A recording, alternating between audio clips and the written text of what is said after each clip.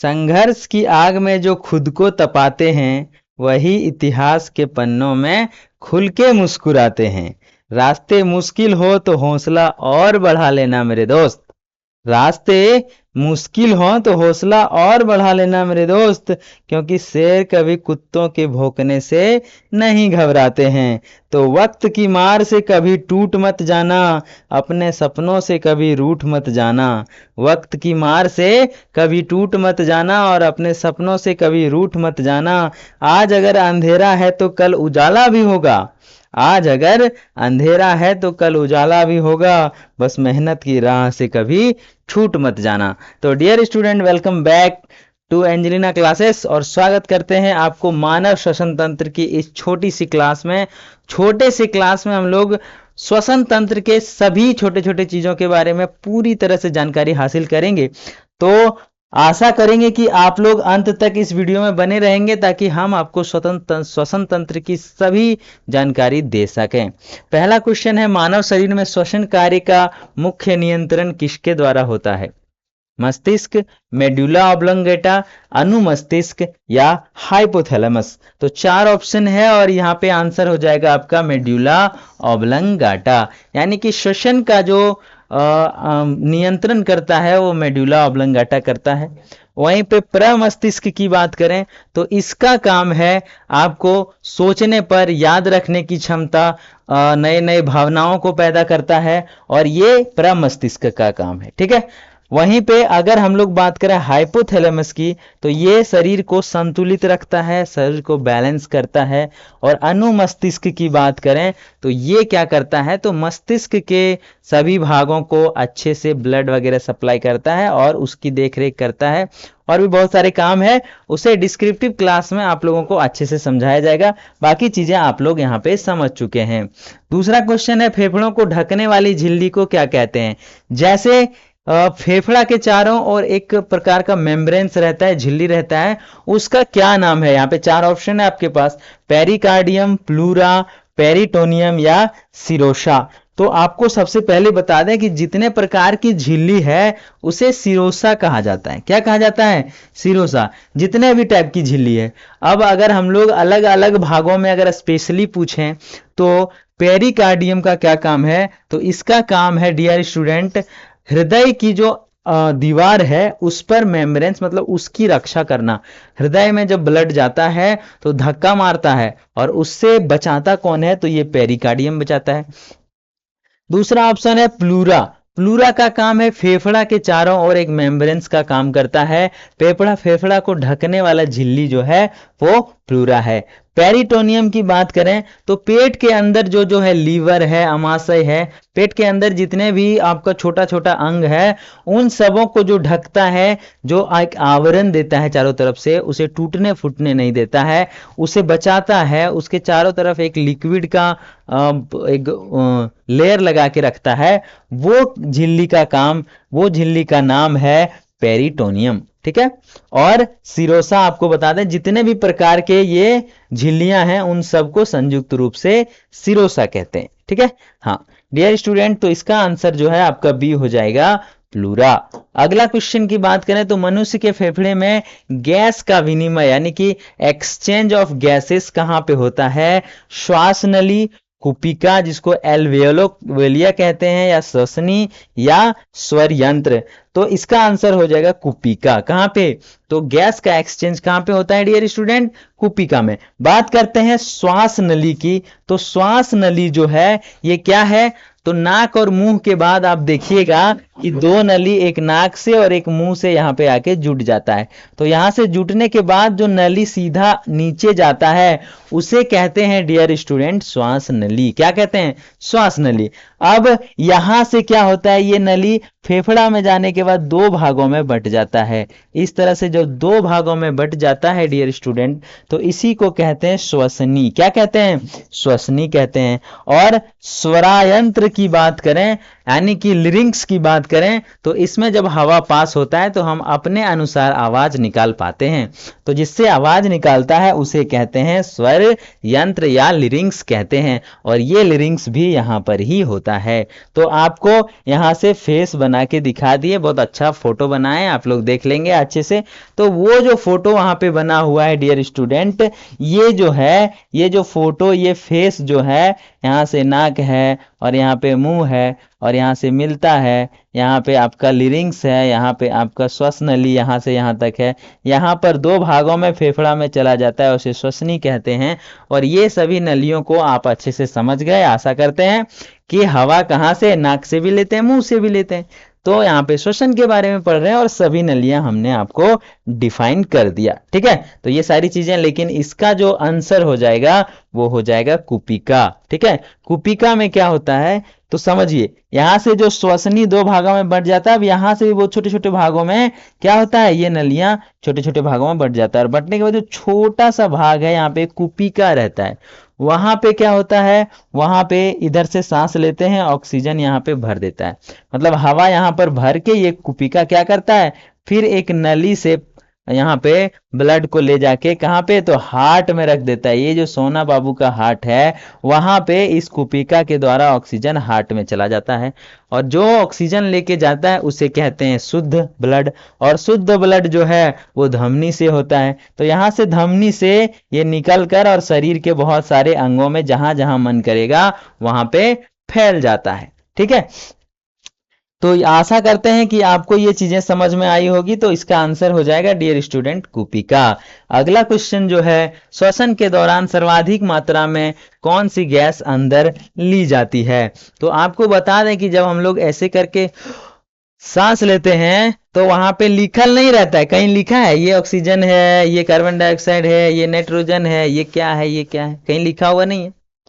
जितना हवा है पूरा ढेरी के ढेरी मुंह से टान लेते हैं, मुंह में चला गया अंदर, और वहां पर अंदर गया तो जितना मिला हुआ है डियर स्टूडेंट वो सभी हवाएं चला गया।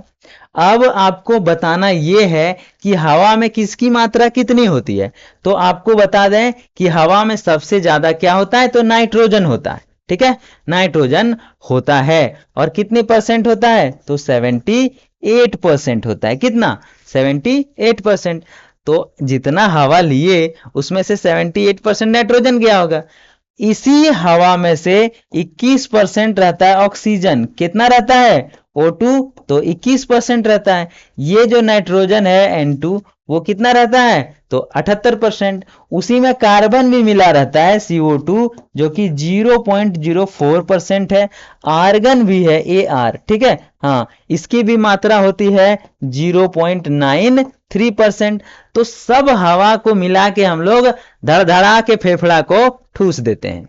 जब फेफड़ा में सभी हवाएं चला जाता है तो श्वसन में यही पूछ रहा है, श्वसन के दौरान सर्वाधिक मात्रा में कौन सी गैस अंदर ली जाती है। ये नहीं पूछ रहा है कि श्वसन के लिए कौन सी गैस सबसे ज्यादा लिया जाता है। तो जब ऐसे क्वेश्चन पूछ दे कि सांस लेने के लिए कौन सा गैस अंदर सबसे ज्यादा लेते हैं, तो एकदम जेन्युइन सी बात है, नाइट्रोजन जाता होगा। तो यहां पर महान महान वीर योद्धा लोग हमारे क्या करेंगे, एग्जाम में जैसे जाएंगे, अरे हवा तो ऑक्सीजन लेते हैं भाई, ऑक्सीजन मार दिया फटाक से आ गया। लास्ट में आंसर की में मिलाएंगे आके, जब JSSC या SSC वाला आंसर की देगा, भैया नाइट्रोजन है। कैसे आ गया रे, कैसे आ गया, क्योंकि हम लोग अच्छे से डीप से उसे पढ़े नहीं क्वेश्चन को। तो आंसर अगर ऐसा रहेगा, अगर क्वेश्चन, तो आंसर नाइट्रोजन हो जाएगा। वहीं पे डियर स्टूडेंट अगर आपको क्वेश्चन ऐसा लिख के दे दे कि श्वसन में, ठीक है, श्वसन में कौन सी गैस की मात्रा सबसे ज्यादा ली जाती है श्वसन के लिए, अगर ऐसा पूछा जाए तो ऑक्सीजन होगा, ना कि सिर्फ अंदर ली जाती है। तो अंदर तो सब गैस वाले लेते हैं, तो इसका नाइट्रोजन हो जाएगा, ठीक है। ये सारी चीजें तो ऑक्सीजन, कार्बन डाइऑक्साइड जानवे करते हैं क्या काम है। ऑक्सीजन अंदर घुसता है और वहां पे 36 से 38 ATP एनर्जी देता है और कार्बन डाइऑक्साइड बना के फटाक से बाहर कर देता है। इसी कार्बन डाइऑक्साइड को क्लोरोप्लास्ट के माध्यम से ऐसे खींचा जाता है, रंध्र जो पेड़ पौधा में जो छोटा छोटा छिद्र रहता है उस रंध्र से ऐसे अंदर खींचा जाता है, वहां पे प्रकाश संश्लेषण की क्रिया होती है और वहां से भी O2 निकालता है, वो भी एटीपी में अपना एनर्जी वही 36 से 38% एटीपी निकालता है, अपना मजे से बड़ा होता है, झूमता है, फल देता है, जो मन करता है करता है। तो ये दोनों गैस का काम समझ गए। हाइड्रोजन की बात करें भैया तो ये हाइड्रोजन आपका जो आवर्त सारणी उसमें सबसे ऊपर है, 1 नंबर में, मतलब इसके कक्षाओं में इलेक्ट्रॉनों की संख्या एगो है। कितना? एगो।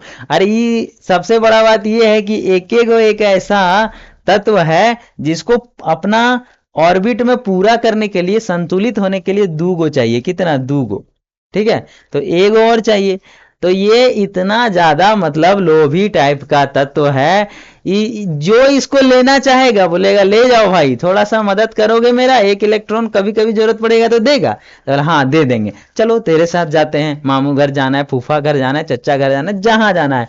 तो ये क्या करता है, हाइड्रोजन किसी के साथ भी रिएक्शन कर लेता है बड़ी आसानी से। तो ये हाइड्रोजन के आउटर जो ऑर्बिट है उसमें कितना? 1 इलेक्ट्रॉन, ये चाहे तो एगो दे देता है और एगो वापस में किसी का लेके सहसंयोजी बॉन्ड बना लेता है। अगर आप चाहेगा ये HCl के साथ तो क्लोरीन को एगो दे के और फिर वो क्या करता है, एक इलेक्ट्रिक बॉन्ड भी बना लेता है। तो इसका जो मन करता है सो करता है। तो हाइड्रोजन एक इतना अच्छा गैस है भैया कि इसको एक ही इलेक्ट्रॉन चाहिए और किसी के साथ भी होके चल देगा मजे से गाना गाते हुए। तो ये चारों आप लोग समझ गए। इसका आंसर हो जाएगा नाइट्रोजन। आप लोग ध्यान देंगे अगर ऐसा क्वेश्चन पूछ ले वाकई में एग्जाम में, और पूछता ही है, श्वसन के दौरान सर्वाधिक मात्रा में कौन सी गैस अंदर ली जाती है, तो नाइट्रोजन। ठीक है, क्लियर। 5वां क्वेश्चन हो जाएगा, हमारी छोड़ी हुई सांस की हवाओं में CO2 की मात्रा लगभग कितनी होती है। ठीक है, अभी लेने वाला नहीं बोला है, लेने वाला तो हम आपको बता दिए थे। कितना बताए थे कमेंट करेंगे, पिछले क्वेश्चन में हम बताए थे। तो लेने वाला जो है नहीं पूछ रहा है। जब हम लोग ऐसे श्वास लिए, वहां पे एटीपी बना, हमारा शरीर में एनर्जी मिला और छोड़ दिए, ऐसे जैसे ही छोड़ेंगे तो कुछ तो हवा निकलेगा। तो सब हवा निकलता है, उसमें भी निकलता है बहुत सारी हवाएं। ठीक है, ऑक्सीजन भी निकल जाता है, कार्बन डाइऑक्साइड भी निकलता है, नाइट्रोजन भी निकलता है। ठीक है, सब निकलता है। तो समझिए कैसे निकलता है। कार्बन डाइऑक्साइड जाता है अंदर 0.04% और जब बाहर आता है भैया, जब बाहर आता है तो ये बन जाता है 4%। कितना परसेंट? 4%। ठीक है, तो ये कहां से आया, तो अंदर में जो हम लोग खाए पिए थे वो कार्बन, उसमें जैसे दाल चावल आलू मुर्गा मसल्लम जो भी खाएं, मटन तड़तड़ा के जो खाएं, उसमें जो कार्बन है वो मिलकर 0.4% से इसको 4% कार्बन कर दिया। समझे बात। अब रही बात नाइट्रोजन कितना निकलता है सर, तो शरीर में भी नाइट्रोजन की कुछ मात्रा है, उसको लेकर गया तो था 78%, लेकिन निकलेगा भैया 79%। कितना? 79%। ऑक्सीजन की बात करें तो ऑक्सीजन जाता कितना है, कितना परसेंट जाता है, तो ये जाता है 21%। कितना परसेंट? 21% जाता है। लेकिन जब वापस आता है ऑक्सीजन तो वो हो जाता है 16%। कितना परसेंट? 16%। तो ये जो 5% का जो डिफरेंस हुआ वो उधर ही एटीपी वेटीपी सेटीपी जो बनना है बन गया, कुछ कार्बन के साथ मिल गया। यहां से देखिए कार्बन जब बना तो ऑक्सीजन के साथ CO2, मतलब क्या, कार्बन में ऑक्सीजन की भी तो मात्रा है, तो उसमें ये ऑक्सीजन मिल गया। तो तमाम चीजें आप लोग समझ गए कि कितना ऑक्सीजन जाके कितना वापस आता है, कितना कार्बन जाके आता है। लेकिन मेनली इस क्वेश्चन में पूछा गया था कि कार्बन जब अंदर जाता है भैया श्वास लेके और जब बाहर आता है तो कितना परसेंट हो जाता है, तो आंसर हो जाएगा 4%। तो अच्छे से समझे होंगे। अगला जो क्वेश्चन हमारा हो जाएगा, मानव शरीर में वॉइस बॉक्स, जिसको हम लोग कहते हैं वॉइस बॉक्स, जहां से आवाज निकलती है, ऐसे हम लोग हवा फेफड़ा इधर से धकेलता है हवा को और अपने हिसाब से बोलते हैं, जो हम बोल रहे हैं वो अपने हिसाब से बोल रहे हैं। ठीक है, हाँ वही है कि शराब पी लेता है तो कोई नहीं भी बोलना चाहता है तो ऐसे कुछ भी बोल देता है ना, तो वो थोड़ा सा उसका इंद्रियां थोड़ा कमजोर हो जाते हैं। हालांकि सारा कुछ इंसान अपने हिसाब से बोलता है। तो जो बोलता है, जो आवाज जहां से निकलता है, वॉइस बॉक्स, उसको क्या कहते हैं? तो उसको कहते हैं डियर स्टूडेंट्स, लेरिंग्स कहते हैं। क्या कहते हैं? लेरिंग्स। इसी को वॉइस बॉक्स कहते हैं। ठीक है। अभी श्वास नली तो आप लोग समझ गए थे, मुंह से आगे जो हवा निकलता है उसे श्वास नली कहते हैं। ठीक है। ग्रसनी किसे कहते हैं? फेरिंग्स किसे कहते हैं? तो एक नली आप देखिएगा मुंह से नीचे यहां पे, जिसमें सब चीज ग्रास कर जाता है, आलू, बैगन, आम, कटहर, और वो खा के जो स्टोमक में जो रास्ता जाता है उसे कहते हैं ग्रसनी। क्या कहते हैं? फिरिंग्स कहते हैं। ठीक है। मतलब जो रास्ता पेट की ओर जाता है, जो रास्ता पेट में जाता है उसे कहते हैं डियर स्टूडेंट ग्रासनी। तो ग्रासनी समझ में आ गया होगा। ठीक है। उसी तरह से ब्रोंकस की बात करें तो ब्रोंकस क्या होता है? ब्रोंकस होता है, जैसे देखिए, श्वास अंदर खींचे तो गया श्वास नली में, श्वास नली से दो भागों में, दो फेफड़ा है ना भाई, एक इधर और एक इधर, फेफड़ा का दो भाग है, पसली के नीचे दो, ऐसे करके फेफड़ा यहां से दो भागों में ऐसे बंट जाता है, ऐसे दो ठो नली है, अलग अलग चला जाता है। अब धीरे धीरे क्या होता है, वहां पे छोटा छोटा भाग बन जाता है, ऐसे फेफड़ा के बाद ऐसे दो ठो ग्रसनी हो जाता है, और यहां से फिर छोटे छोटे भागों में ये छोटे छोटे नलियों में बदल जाता है, और यहां ही पाया जाता है ब्रोंकस। ठीक है। तो ब्रोंकस भी आप लोग समझ गए। तो डियर स्टूडेंट, इसका आंसर क्या हो जाएगा? मानव शरीर में वॉइस बॉक्स, जहां से हवा फूंकने पर आवाज निकलता है, उसे क्या कहते हैं? तो उसे लिरिंग्स कहते हैं। क्या कहते हैं डियर स्टूडेंट? तो उसे कहते हैं प्यारे बच्चों, लिरिंग्स कहते हैं। डियर फ्रेंड्स, लिरिंग्स कहते हैं, याद रखना है। अगला क्वेश्चन है, भोजन निगलते समय श्वसन मार्ग को बंद करने वाले अंग को क्या कहते हैं? जैसे समझिए, हमारे पास एक मशीन है, एक के गो रास्ता है, जहां से सांस भी लेना है और जहां से भात भी खाना है, जहां से सांस भी लेना है, जहां से मुर्गा भी खींचना है। तो वो रास्ता कैसे होगा? अगर सांस वाला में मुर्गा का एक पीस चला जाए तो क्या होगा? तो क्या वो मुर्गा का पीस हमारा हीमोग्लोबिन लेकर अलग अलग भागों में जा सकता है? कभी जा सकता है? तो कभी नहीं जा सकता है, क्योंकि बहुत पतला नली होता है जिससे हवा जाता है। लेकिन जिससे चिकन का पीस जाता है, जिससे चावल का टुकड़ा जाता है, वो थोड़ा मोटा रास्ता रहता है। तो दो रास्ता रहता है। जब हवा ले रहे हैं तो हवा वाला गेट खोल देगा, और जब खाना ले रहे हैं तो खाना वाला गेट खोल देगा। यानी कि एक हम लोग यहाँ पर गेट कीपर रखे हैं, उसका नाम क्या है? तो उसका नाम है डियर स्टूडेंट एपिग्लोटिस। क्या कहते हैं? एपिग्लोटिस। ठीक है, क्लियर है? क्या कहते हैं उसे? एपिग्लोटिस, जो अपने दिमाग से। अब क्या होता है कि अचानक हम लोग सांस लेते लेते पानी पी देते हैं, या फिर सांस लेते लेते भात खा देते हैं, तो क्या हो जाता है? सांस का नली में चाहे इधर उधर एक दुगो क्या चल जाता है? भात का छोटा टुकड़ा। तो हम लोग छींकने लगते हैं, खांसने लगते हैं। वो उस समय एपिग्लोटिस थोड़ा सा डिस्टर्ब हो जाता है। लेकिन ये जो काम करता है कि किसको कहाँ भेजना है, कब भात वाला गेट खोल देना है, कब सांस वाला गेट खोल देना है, उसे कहते हैं एपिग्लोटिस। क्या कहते हैं डियर स्टूडेंट? एपिग्लोटिस। ग्रसनी तो आप समझ गए थे। क्या है ग्रसनी भाई? तो ग्रसनी वही ग्रसनी जिसमें भात चल जाता है और आराम से पेट में आके यहाँ पर बैठ जाता है, और वहां से HCl निकलता है और उसको घुला मिला के पचा देता है। तो जो खाना का रास्ता है उसे ग्रसनी कहते हैं। वहीं पे स्वर यंत्र हमने बताया था अभी, लिरिंग्स जिसको कहते हैं, वॉइस बॉक्स जिसको कहते हैं, वो है। जीभ तो आप लोग जानबे करते हैं ना, जी ललचाए रहा न जाए, वही वाला। तो जीभ वही है, जीभ में अच्छा अच्छा स्वाद मिलता है, कहीं खट्टा का स्वाद मिलता है, कहीं मीठा का स्वाद मिलता है, कहीं कड़वा का मिलता है। और यही जीभ से हम लोग क्या करते हैं? चख चख के देखते हैं कौन मीठा है कौन खट्टा है। तो सारी चीजें आपको समझ में आया। लेकिन इसका जो आंसर हो जाएगा प्यारे बच्चों, डियर स्टूडेंट, वो हो जाएगा एपिग्लोटिस। क्या हो जाएगा? एपिग्लोटिस। तो इसका आंसर ए हो जाएगा, एपिग्लोटिस। अगला क्वेश्चन जब देखेंगे तो अगला क्वेश्चन कहता है ऑक्सीजन श्वसन जो अच्छा अनॉक्सी श्वसन है, अनॉक्सी श्वसन जिसको एनारोबिक रेस्पिरेशन कहते हैं, उसके दौरान मांसपेशियों में क्या बनता है, उसके दौरान क्या बनता है। डियर स्टूडेंट, आप अच्छे से समझिए कि श्वसन दो प्रकार का होता है। एक श्वसन में ऑक्सीजन की आवश्यकता पड़ती है, दूसरे श्वसन में ऑक्सीजन की आवश्यकता नहीं पड़ती है। अब बोलेंगे सर ऑक्सीजन की आवश्यकता नहीं पड़ती तो श्वसन कैसे हुआ।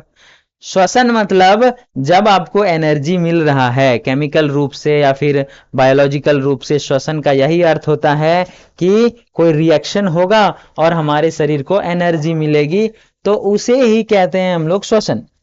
श्वसन, अब यहाँ पे ऑक्सीजन से जो श्वसन जाती है उसकी बात नहीं हो रही है, बात हो रही है अनॉक्सी श्वसन। तो ये अनॉक्सी श्वसन कहाँ पे होता है, ये अनॉक्सी श्वसन कोशिका के अंदर होता है, कोशिका के अंदर होता है। और वो कोशिका के अंदर जो है क्या होता है भाई,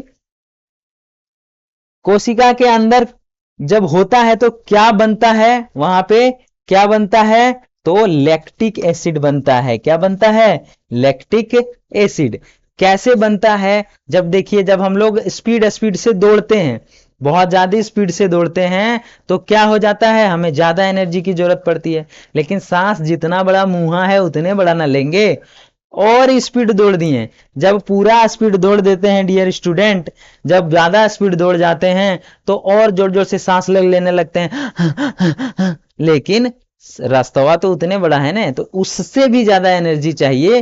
तो क्या करता है कि जो अंदर में कोशिका है वहां भी थोड़ा सा रिएक्शन होके 2 ATP, कितना, 2 ATP का एनर्जी बना देता है। और उसी एनर्जी बनाने के क्रम में एक श्वसन होता है जिसे कहते हैं अनॉक्सी, ये अनॉक्सी श्वसन। ठीक है, तो उस अनॉक्सी श्वसन में क्या होता है, तो लैक्टिक एसिड बन जाता है। क्या बनता है, तो लैक्टिक एसिड बनता है। डियर स्टूडेंट, क्या हो जाएगा, इसका आंसर बी हो जाएगा, लैक्टिक अम्ल। क्या हो जाएगा, लैक्टिक अम्ल। अब बात करते हैं पायरुविक अम्ल की। तो पायरुविक अम्ल क्या है, जब हम लोग भोजन करते हैं ग्लूकोज के रूप में और उस ग्लूकोज को टूटना पड़ता है पायरुविक अम्ल में। ठीक है, एक ग्लूकोज में 6 कार्बन होता है। कितना कार्बन होता है, 6 कार्बन। लेकिन कार्बन को जब तोड़ा जाता है तो 2 ठो पायरुविक अम्ल बनता है। ठीक है, हाँ, पी, ये पायरुविक अम्ल दो यूनिट जो है वो पायरुविक एसिड बनता है। ठीक है, हाँ, पायरुविक एसिड बनता है। ठीक, दो यानी कि 3 कार्बन पर एक पायरुविक एसिड। तो पायरुविक एसिड समझ में आ गया। जब ग्लूकोज टूटता है कौन एसिड में टूटता है, पायरुविक एसिड में टूटता है। एथिल अल्कोहल की बात करें तो एथिल अल्कोहल जो है, समझिए कि आदमी के अंदर लैक्टिक एसिड बनता है जब अनॉक्सी श्वसन होता है। वहीं पे अगर ईस्ट के अंदर, ईस्ट जो होता है, एक ईस्ट एक छोटा सा जीवाणु है, उसके अंदर अगर अनॉक्सी श्वसन होती है तो क्या होता है, एथिल अल्कोहल रिलीज होता है। क्या होता है, एथिल अल्कोहल रिलीज होता है। एक ऑप्शन थोड़ा सा नीचे चला गया है, कार्बन डाइऑक्साइड। तो कार्बन डाइऑक्साइड जो है वो दोनों में बनता है। देखिए, जब लैक्टिक अम्ल बनता है उसमें भी कार्बन डाइऑक्साइड बनता है। एथिल अल्कोहल जब ईस्ट में एनॉर्बिक श्वसन होता है, रेस्पिरेटरी होता है या रेस्पिरेशन होता है, तो उसमें भी कार्बन डाइऑक्साइड निकलता है। तो ये चीजें आशा करते हैं आपको समझ में आया होगा। चलते हैं नेक्स्ट क्वेश्चन, और अगला जो क्वेश्चन है हमारा क्वेश्चन नंबर 9। कोशिका श्वसन, सेल्यूलर रेस्पिरेशन को कोशिका के किस अंग में होता है। यानी कि कोशिकीय श्वसन की बात करें या सेल्यूलर रेस्पिरेशन की बात करें तो कोशिका के किस भाग में होता है, केंद्रक में होता है, माइटोकॉन्ड्रिया में होता है, राइबोसोम में होता है या गोल्जी कॉय में होता है। तो समझिए, ये जो कोशिकीय श्वसन होता है वो होता है माइटोकॉन्ड्रिया में। कहां पे होता है, माइटोकॉन्ड्रिया में। माइटोकॉन्ड्रिया में जैसे आपका जो पायरुविक अम्ल है, पायरुविक अम्ल जब ग्लूकोज टूट जाता है पायरुविक अम्ल में, तो पायरुविक अम्ल माइटोकॉन्ड्रिया में जाता है और वहां पर रिएक्शन करते हुए क्या बनाता है, वहां पर बनाता है CO2 और बनाता है H2O और बनाता है 36 से 38 ATP के आसपास इतना एनर्जी निकाल कर देता है एक यूनिट पायरुविक एसिड। एक यूनिट मतलब 3 कार्बन से मिलके बनता है, तो आंसर हो जाएगा माइटोकॉन्ड्रिया। केंद्रक जानते हैं, कोशिका के केंद्र भाग को केंद्रक कहते हैं। वहीं पे गोल्जी काय की बात करें तो ये भी कोशिका के अंदर पाया जाता है। राइबोसोम की बात करें तो राइबोसोम प्रोटीन का फैक्ट्री है। क्या है? प्रोटीन का फैक्ट्री। एक लाइसोसोम रहता तो वो आत्मघाती थैली कहलाता है। ठीक है। ये सारी चीजें हैं। 10 नंबर का क्वेश्चन कहता है ग्लूकोज के एक अणु के पूर्ण ऑक्सीकरण से कितने एटीपी प्राप्त होता है? कितने एटीपी प्राप्त होता है? तो ग्लूकोज के एक अणु पूर्ण तरीके से जब ऑक्सीकृत हो जाता है तो 36 से 38 एटीपी एनर्जी मिल जाता है। ठीक है, तो ग्लूकोज का एक अणु पूर्ण ऑक्सीकृत होने से कितना एनर्जी मिलता है? 36 से 38 एटीपी मिलता है। ये सब का कोई नहीं नंबर है। ठीक है, आगे बढ़ेंगे। थोड़ा सा तेज करते हैं क्योंकि लंबा हो जाएगा वीडियो, नहीं तो सारा चीज हम लोग और भी डिटेल से पढ़ते। आगे है ग्लाइकोलाइसिस की क्रिया कोशिकाओं में कहाँ होती है? तो ग्लाइकोलाइसिस की क्रिया कोशिका द्रव में होती है। कहाँ होती है? कोशिका द्रव में। माइटोकॉन्ड्रिया में क्या होता है? तो यहाँ पे हो जाता है कोशिकीय श्वसन। यहाँ पे कोशिकीय श्वसन होता है। इसे power house of the body कहते हैं माइटोकॉन्ड्रिया को। हरित लवक की जब बात करें तो हरित लवक क्या कहलाता है? तो kitchen of the plant, kitchen of the plant कहते हैं हरित लवक को। यहाँ पे ही होता है आपका क्या? तो प्रकाश संश्लेषण, फोटोसिंथेसिस की क्रिया होती है। रिक्तिका की बात करें तो ये सेल में एक भाग है रिक्तिका। ठीक है, जहां पे लवक रहता है, जहां पे द्रव रहता है, जहां पे अपशिष्ट पदार्थ स्टोर होके कोशिका का रहता है, तो उसे ही कहते हैं रिक्तिका। तो रिक्तिका भी एक पार्ट है कोशिका का, ये याद रखेंगे। अगला क्वेश्चन है सांस लेने की दर। ठीक है, ब्रीदिंग रेट को किस यंत्र से नापते हैं? ठीक है, तो समझिए स्फिग्नोमेनोमीटर नापते हैं, इसमें बीपी नापा जाता है। क्या नापा जाता है? BP, blood pressure. ठीक है, स्टेथोस्कोप से नापा जाता है हार्ट बीट। क्या नापा जाता है? Heartbeat. ठीक है, हाँ, हार्ट बीट को नापा जाता है। ठीक है, बैरोमीटर से वायु दाब, एयर प्रेशर नापा जाता है। ठीक है, एयर प्रेशर। ठीक है, बचा स्पाइरोमीटर। तो स्पाइरोमीटर से मापा जाता है ब्रीदिंग रेट। क्या नापा जाता है? तो ये वाला ब्रीदिंग रेट जो है वो नापा जाता है स्पाइरोमीटर से। तो डियर स्टूडेंट, बी हो जाएगा इसका आंसर, स्पाइरोमीटर। अगला क्वेश्चन जब हम लोग देखेंगे तो कीटों में श्वसन मुख्य रूप से किस अंग में होता है? त्वचा में, श्वसनी में, गिल्स में या फेफड़ा में? त्वचा, आप समझिए बहुत सारे ऐसे भी जीव हैं जो त्वचा से भी श्वसन करते हैं, जैसे मेढक हो गया, केंचुआ हो गया, जोंक हो गया, ये सब त्वचा से श्वसन करते हैं। गिल्स से जो श्वसन करते हैं उसका नाम है मछली। क्या है डियर स्टूडेंट? तो मछली। इसमें क्या है? जोंक, जोंक और क्या है? केंचुआ। ठीक है, फेफड़े से कौन करता है? तो मनुष्य करता है। कौन करता है? मनुष्य करता है। लेकिन जो कीड़ा मकोड़ा होता है डियर स्टूडेंट, तो इसके ऊपर छोटा छोटा छिद्र होता है, और मतलब पीठ में, शरीर में, जहां मन वहां छिद्र होता है, और वहां से फिर अंदर एक ट्रैकिया पाया जाता है जिसको श्वसनी कहते हैं, जहां से हवा, हम लोग का भी श्वसनी होता है, लेकिन कहाँ? श्वसनी से फेफड़ा में जाता है, और फेफड़ा से हम लोग अंदर तक श्वास लेते हैं। ठीक है, लेकिन ये श्वसनी से डायरेक्ट, इसके श्वास नली जो होते हैं, ट्रैकिया जो होता है, उससे डायरेक्ट चल जाता है कोशिका में। कहाँ पे? तो सेल में चला जाता है, यहां से श्वास नली से डायरेक्ट। तो अगर पूछा जाए कीटों में श्वसन मुख्य रूप से किस अंग से होता है, तो श्वास नली से होता है। किससे होता है? श्वास नली से। आगे बढ़ेंगे डियर स्टूडेंट, तो केंचुए जिसको अर्थवॉर्म कहते हैं, उसका श्वसन किस अंग के माध्यम से होता है? तो मॉइस्ट स्किन। किससे? तो मॉइस्ट स्किन से होता है। आंसर हो जाएगा ए, मॉइस्ट स्किन। अभी हमने बताया। फेफड़े से मनुष्य करते हैं, गलफड़े जिसको गिल्स कहते हैं मछलियां करते हैं, ट्रैकिया से छोटे छोटे कौन करते हैं? तो ट्रैकिया से अभी हमने बताया छोटे छोटे कीड़े मकोड़े श्वास लेते हैं, श्वसन की क्रिया करते हैं। अगला क्वेश्चन है मछलियों में श्वसन की क्रिया किस अंग में संपन्न होती है? तो अभी हमने बताया गिल्स या गलफड़ा जिसको कहते हैं कंफ्यूज नहीं होना है, दोनों में से कुछ भी आंसर रह सकता है। तो बी हो जाएगा आंसर, गिल्स या गलफड़ा। नाक से फेफड़े में जाती है हवा, आदमी लेता है श्वास, और वायु कोश में जाकर ये हवा, वायु कोश कहाँ पे है, तो वायु कोश है फेफड़ा के अंदर छोटा सा भाग, जहां पर जाके वायु कोश में घुसता है और वहां पर हीमोग्लोबिन में लटपटा के और पूरा शरीर के अंदर हवा चला जाता है। तो ये तरीका है श्वास लेने का।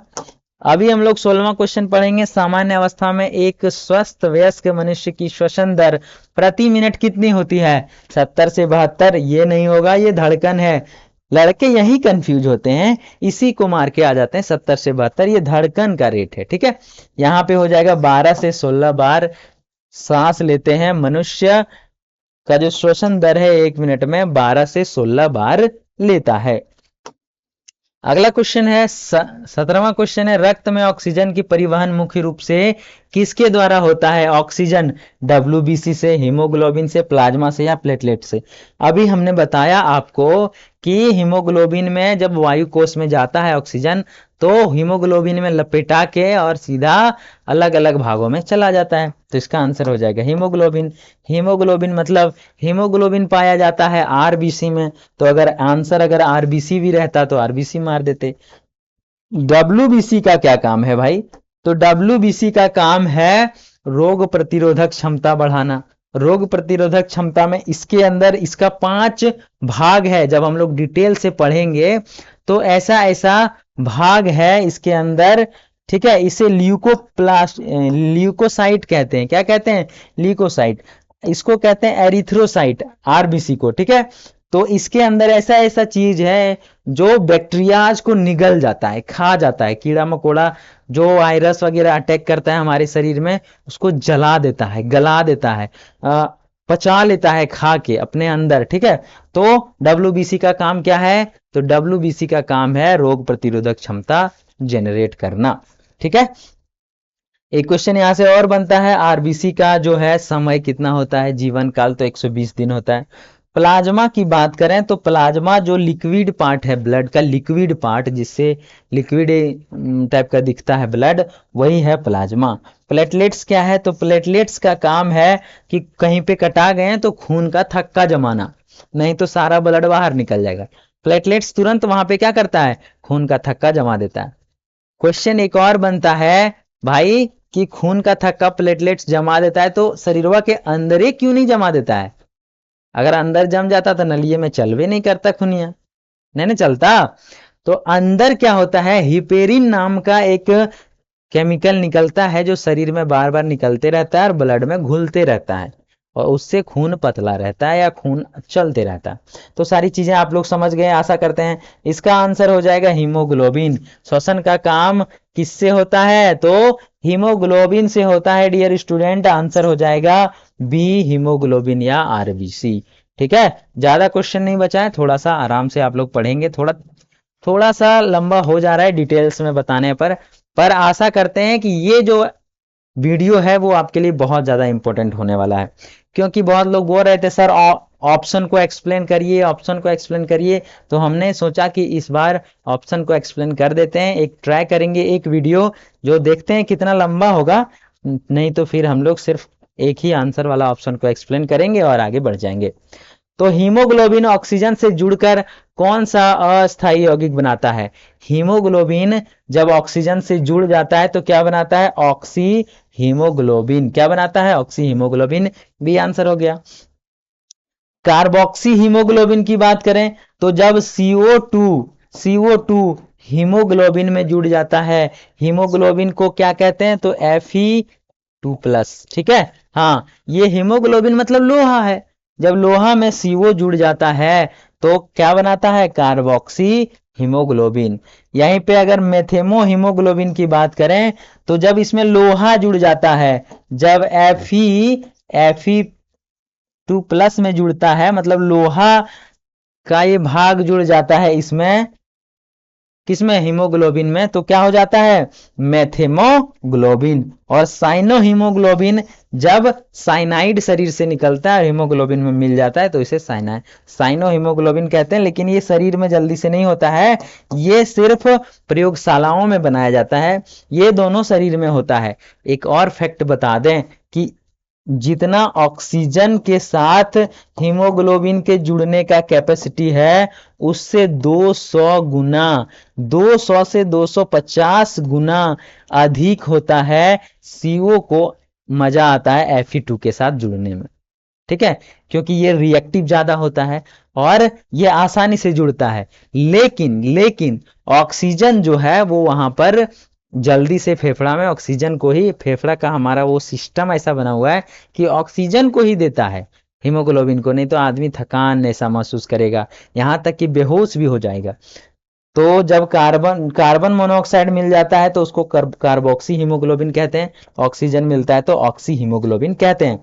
तो इसका आंसर क्या हो जाएगा डियर स्टूडेंट, तो इसका आंसर हो जाएगा प्यारे बच्चों, इसका आंसर हो जाएगा डियर स्टूडेंट, क्या हो जाएगा, तो ऑक्सी हीमोग्लोबिन बी आंसर बिल्कुल बिल्कुल सही हो जाएगा।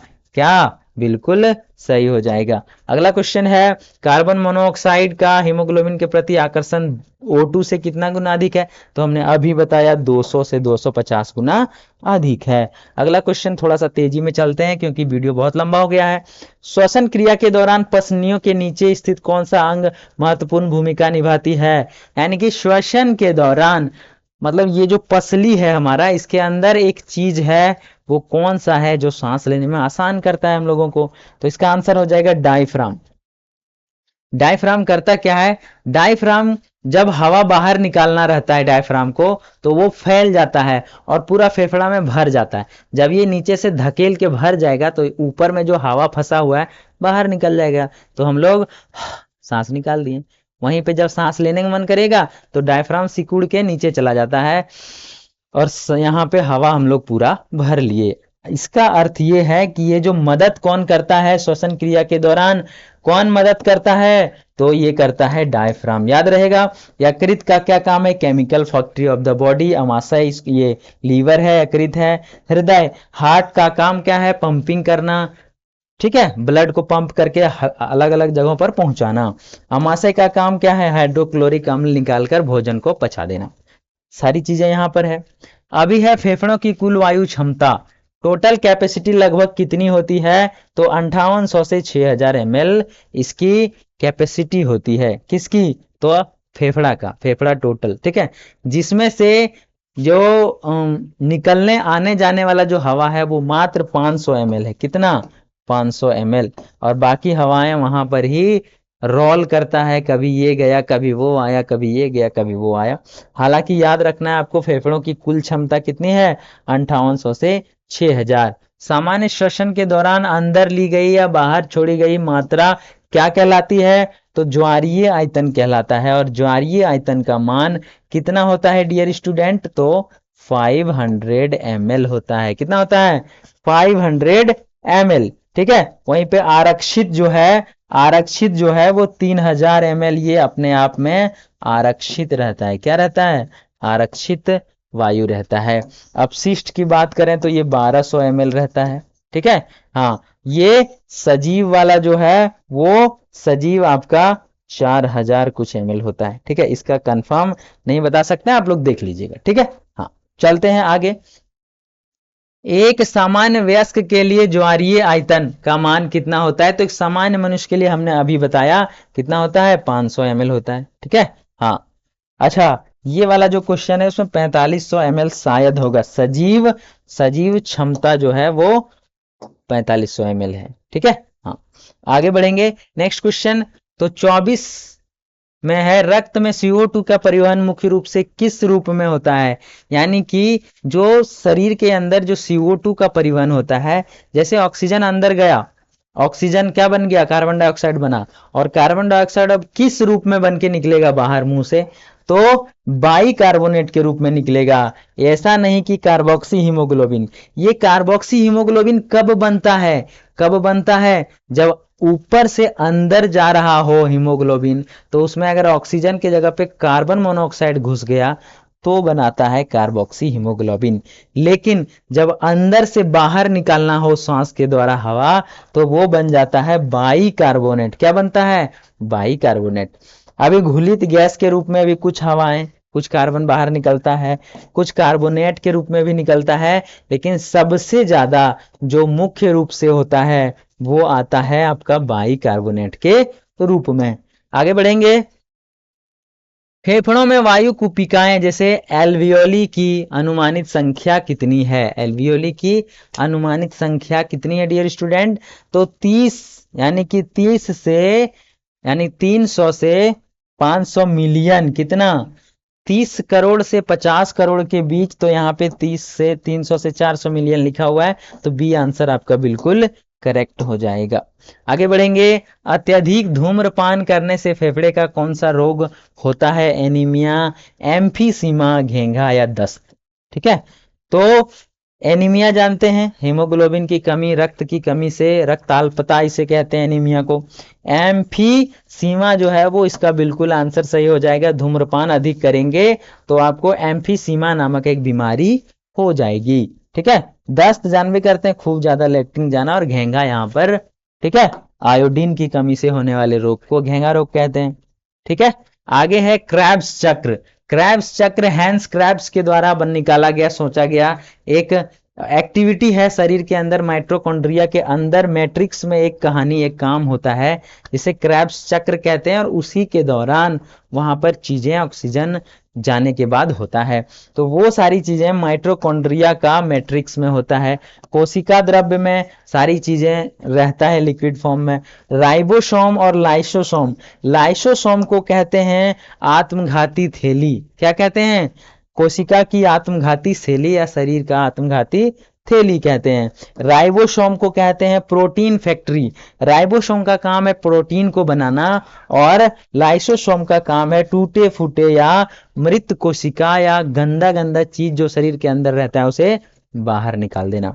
तो राइबोसोम ज्यादा पादप में, सिर्फ पादप में पाया जाता है, लेकिन लाइसोसोम जो है वो दोनों कोशिकाओं में पाया जाता है। ठीक है, ये आप लोगों को याद रखना है कि ये जो फैक्ट है, राइबोसोम प्रोटीन की फैक्ट्री है, जबकि लाइसोसोम जो है वो आत्मघाती थैली है। VVI क्वेश्चन है, पूछा ही जाता है एग्जाम में। और आपका अगला क्वेश्चन है 28 नंबर। पर्वतारोहियों को ऊंचे पहाड़ों पर सांस लेने में क्यों कठिनाई होती है? उच्च वायुदाब के कारण नहीं, कम वायुदाब और O2 की कमी, ऊपर में कम वायुदाब होता है जिसके कारण ऑक्सीजन कम जाएगा। तो कुपिका जो है हीमोग्लोबिन के साथ जो लपटा के जाता है, कम ऑक्सीजन लपटा के जाएगा, तो एनर्जी भी तो ATP कम मिलेगा ना, इसलिए उसे दिक्कत होता है। तो कम वायुदाब और O2 की कमी के कारण ये चीजें होती है। अगला क्वेश्चन, क्रैब्स चक्र की खोज किसने किया? तो अभी हमने बता दिया, हैंस क्रैब महोदय ने किया था, इसलिए इसे क्रैब्स चक्र कहते हैं। तो आंसर बी बिल्कुल सही हो जाएगा। रॉबर्ट कोच ने क्या किया था? हैजा, टीबी वगैरह का खोज किया था। लुई पास्चर ने क्या किया था? तो आपको कुत्ता से जो रेबीज बीमारी होती है उसकी टीकाकरण का खोज किया। और जेसी बोस ने क्रैस्कोग्राफ या फिर पेड़ पौधाओं में संवेदनशीलता के बारे में जानकारी दी थी। तो ये था आपका क्वेश्चन। अभी इस सेशन का लास्ट क्वेश्चन है, मनुष्य में कार्बन डाइऑक्साइड CO2 का निष्कासन किस अंग के द्वारा होता है? तो मनुष्य में कार्बन डाइऑक्साइड कहाँ से निकलता है? सभी कहानी हमने बता दिया, पूरा रामायण की चिट्ठा खोल दिया। ये पूछ रहा है सिर्फ सीता जो है वो किसकी पत्नी थी? तो कहाँ से होता है? फेफड़े से होता है, लंग से होता है, काम खत्म। त्वचा से पसीना निकलता है, गंदगी निकलता है। वृक्क से क्या होता है? वाटर छनकर और पेशाब निकलता है। यकृत से, इसे कहते हैं chemical factory of the body. यकृत, यहाँ से बहुत सारे केमिकल्स स्रावित होते हैं। ये था डियर स्टूडेंट आपका क्वेश्चन। ठीक है, ये था आपका श्वसन तंत्र या फिर आपको रेस्पिरेटरी सिस्टम से संबंधित सभी इंपॉर्टेंट क्वेश्चन। आशा करते हैं इसी के अंदर से सभी क्वेश्चन आपका आएगा अगर श्वसन से कोई क्वेश्चन पूछा गया तो।